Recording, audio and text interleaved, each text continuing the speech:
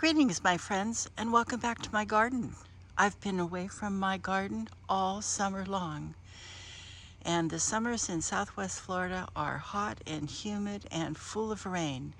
And while I've been gone, well, let me just say the mice have been playing. And I want to show you all these plants and how they've grown over the summer, and then later on in the video, I will continue showing you what I've done to clean it up. First is this overwhelming bunch of flowers. These flowers have lasted through 5 hurricanes and they have just taken over. They're something that the growers call sun patients because they can live in hot, humid weather. And I've got to cut them back because there's other plants underneath them struggling to survive. This firecracker, it's a grass. I planted it in these jars because it can be, well, every time one of these fronds touches the ground, a new plant can grow. So I have to really be careful with containing it. What's remarkable is this Bismarck palm. It's a statement palm. It's a very, very beautiful, but it has grown so much. It's out into the driveway. It needs about 2 rows of palm fronds removed from its trunk there, so it can start growing upward rather than outward. But it's doing very well. There are rose bushes under here somewhere. Here's one trying to pop out. I'll get those uncovered. Ah, look at the bougainvillea. It is full of blossoms. Beautiful. And over here, what do I see? I see orchids growing. This is my Kai Louise, and it has been naturalized in this plumbago tree for 17 years. And every fall, kind of beginning in November, it starts to bloom. And this is the middle of December, and these flowers are still going strong. Beautiful, beautiful.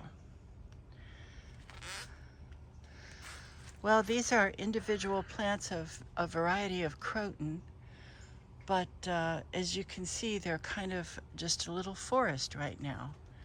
We'll uncover that very soon.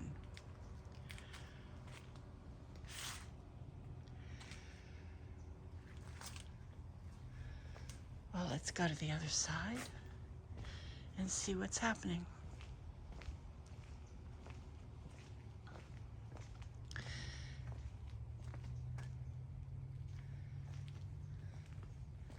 Not too bad. This side of the house gets a lot of shade, so there's not so much planted. But what does go very well here are these oyster plants. So I think I'll plant some more of those down this way here.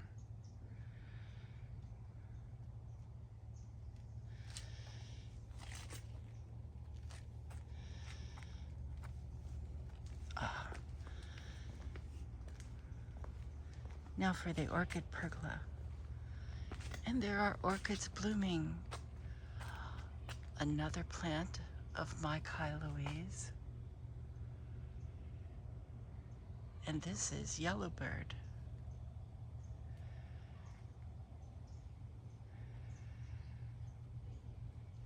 The my Kai Louise and this yellowbird share one of the same parents, which is why you see this beautiful formation. But this one was bred with a bright yellow cattleya, and this one was bred with a deep purple cattleya, which is why you have the difference in color. This dendrobium has gotten very full. It won't bloom until the spring though. Let's see what else we have over here. This is a Prosthecia cochleata, and that's sending out a shoot.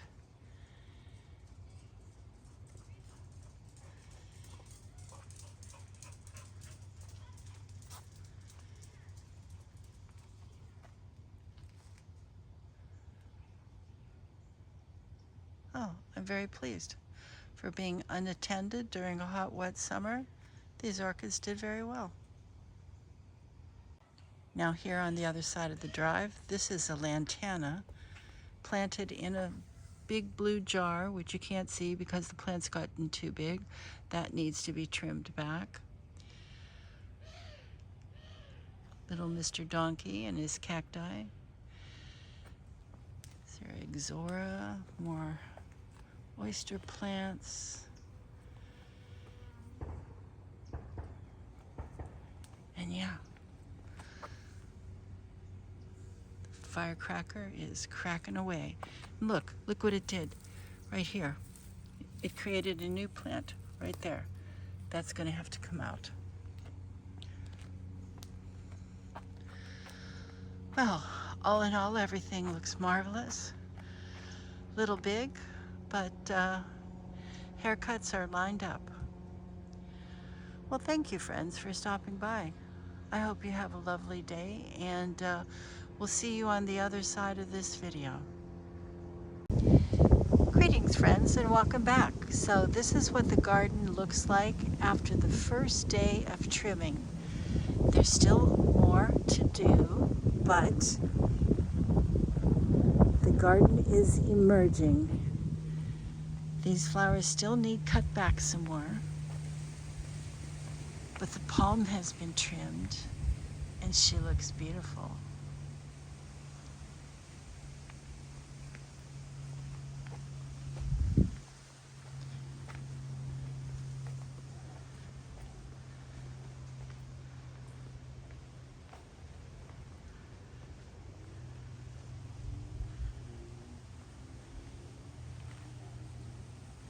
So, stay tuned.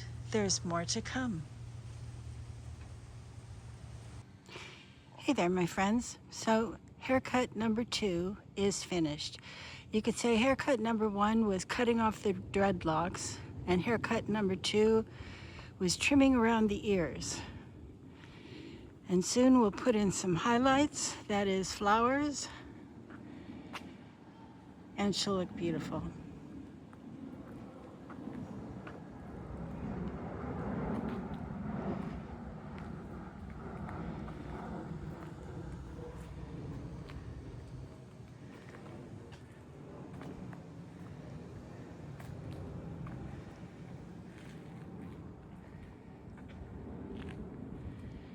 And over here we have a little orchid family reunion.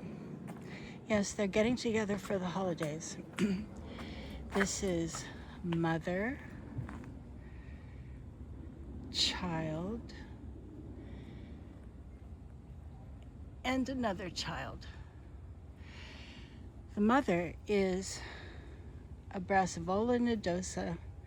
That's a species orchid, meaning it occurs naturally in nature. And it's found in Mexico, Caribbean, South America. So it was bred with a very dark purple cattleya. And there we go, the offspring. Noted for all its dots on the lip and the petals. And here we have the other child. Its father was a bright orange cattleya, and this one is called Yellowbird. What's interesting about all three of these is during the day they have no scent, but at night it smells like the spices you would use for gingerbread cookies. Cloves and cinnamon, and just I love those holiday spices. and it blooms for the holiday. Okay, that's all I have right now. Phase 3 will be populating all the bare spots with bright flowers heading into spring. So there we have it for now, my friends. Talk soon. Hey there, friends. Well, we've now gotten to the part of the video called after. And this is after the first trimming, the second trimming, and after some flowers have been added.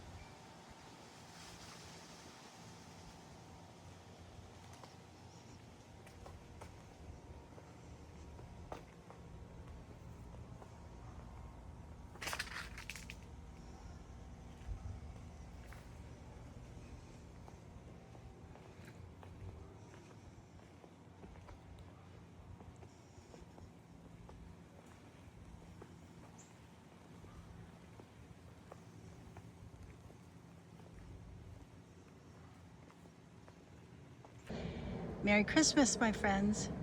We'll meet again soon. Have a wonderful day and a wonderful new year. Bye now.